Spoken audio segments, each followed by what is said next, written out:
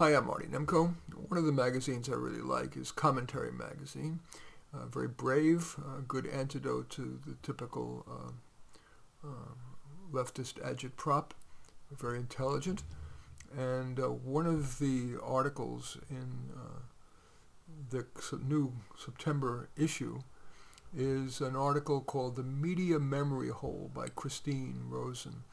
And I don't want to read the whole thing because it's long, but I'm going to read a few excerpts that together I think are very telling about how our mainstream media has gone from being one of its the most trusted source of information to one that we still get most of our opinions based on, and yet it has gone from being a purveyor of facts to major distortions.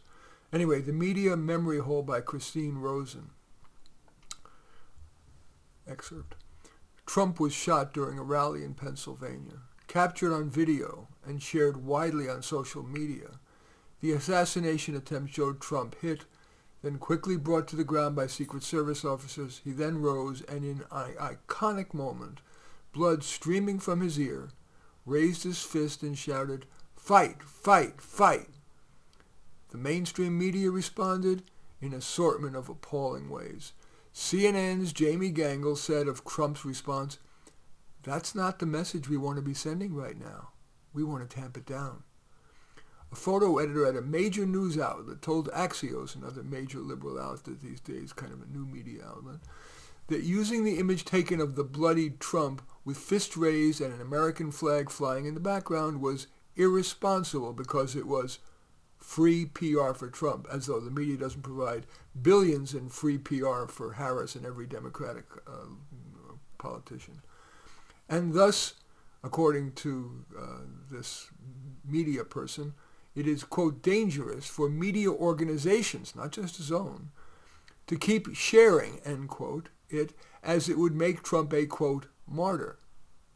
I'll add here that Time magazine, perhaps in response, had that photo of Trump with his fist raised, saying fight, had the photo ready to go for its cover, but right before publication, changed it to a black and white nondescript photo of an empty field titled "What Unites Us."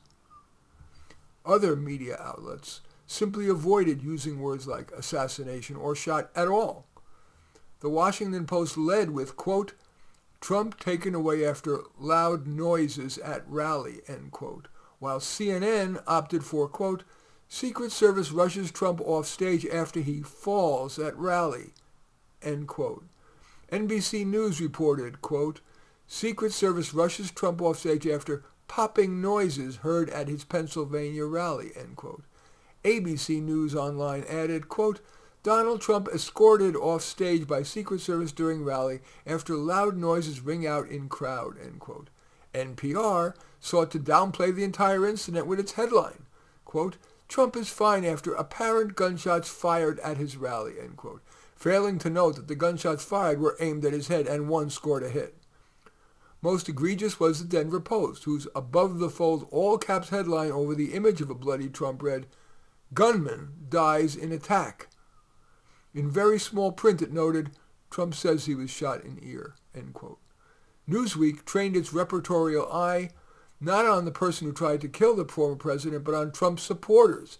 Quote, "MAGA responds with outrage after Donald Trump injured at Pennsylvania rally," end quote. The mainstream media's treatment of presidential nominee Kamala Harris has been akin to a severe case of whiplash. It was not that long ago that even the New York Times Magazine was publishing profiles of Harris with observations like, quote, "She has a public perception problem, a self-fulfilling spiral of bad press and bad polls," and noting that she had, quote, "the lowest net negative rating for a vice president since such polling began in 1989. She's also been the most liberal senator in the United States Senate, to the left even of socialist Bernie Sanders. And yet, once she was the Democratic Party's new hope, the wagons circled.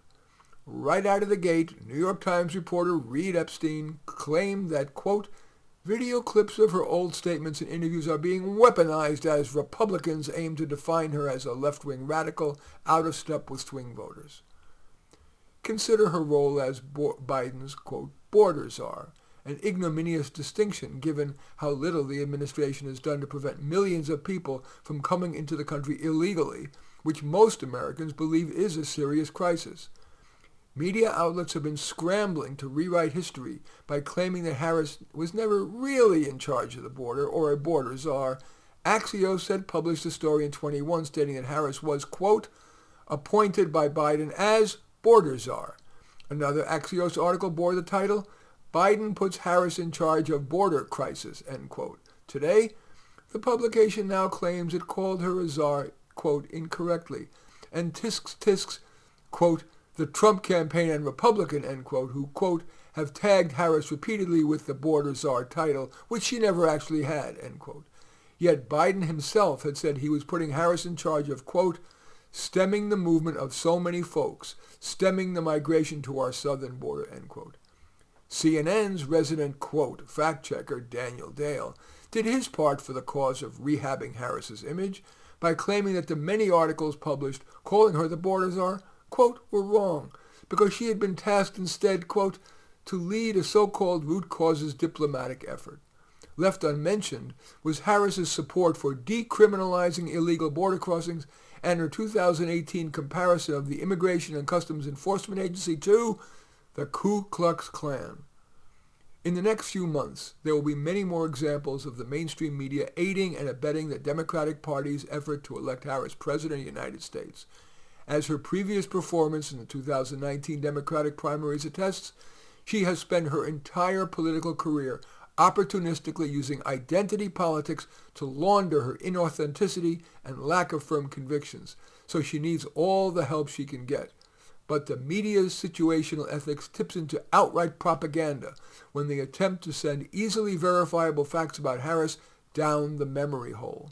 Their efforts might help win Harris the election this time, but this could be the final tipping point into irrelevancy for an industry, the media, mainstream media, whose own corporate leaders can't trust their, quote, talent, that is the hosts, not to blame an assassin's target for his own brush with death. In any event, that's roughly half of the most germane half of from the September issue of Commentary Magazine, The Media Memory Hole by Christine Rosen. Most of what I present to you here on YouTube are my own writings, but every so often when I do try to read quite a bit, when I read something that I think is worthy of your time that others have written, I share that, and that's why I'm sharing this. I do welcome your thumbs up and accept your thumbs down. I always look forward to your comments, and especially like it if you hit the share button below. Share on your social media so that my efforts can have broader impact. And I am flattered if you choose to subscribe to my channel, and certainly would welcome you taking a look at any of my 34 books. Probably the most relevant to this is, I think it's Thought Experiments, because it does show that it is possible to fairly present pros and cons on all the major issues of the day. But all 34 are on Amazon. Just go there, search on my name, Marty Nemko, Nemko, and you will find more than you can stomach. In any event, I do thank you for watching. I am Marty Nemko.